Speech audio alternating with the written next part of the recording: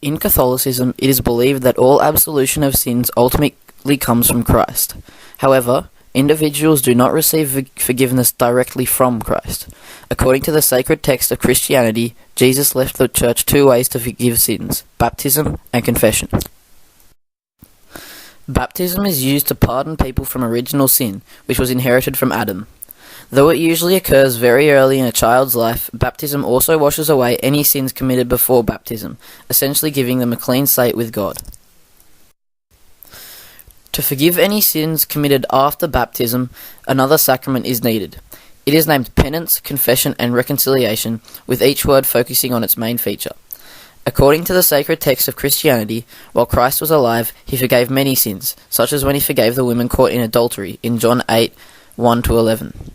Since Christ could not always be with the Church and forgive everyone for each of their sins, he gave this power of forgiveness to his apostles. This power could be passed on to their successors. Jesus told the apostles, "As the Father has sent me, even so I send you," as Jesus was sent to forgive sins. As he said this, he breathed upon the apostles and continued, "Receive the Holy Spirit. If you forgive the sins of any, they are forgiven. If you retain the sins of any, they are retained." This shows how Christ gave his apostles the power of forgiveness to be passed on so the Church could forgive sins forever. These sacraments can be performed between yourself and a priest. These are the two ways forgiveness is shown in the Catholic Church: baptism and penance, confession, reconciliation. Forgiveness in Judaism.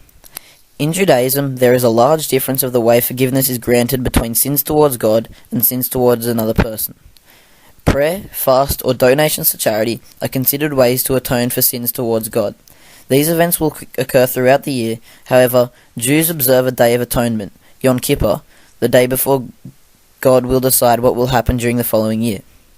This is the day when most Jews will pray and fast for God's forgiveness. However, in Judaism, for sins towards another person, the person wronged is the only being with the ability to forgive the sinner. God cannot. One must go to those he has harmed to be entitled to forgiveness. If the sinner has sincerely apologized and attempted to rectify the wrong, the victim is encouraged to, but not required to, forgive. Sir Jonathan Sacks, who is the chief rabbi of the United Hebrew Congregations of the Commonwealth, summarized the situation well. He said, "It is not that God forgives while human beings do not. To the contrary, we believe that just as only God can forgive sins against God, so only human beings can forgive sins against human beings."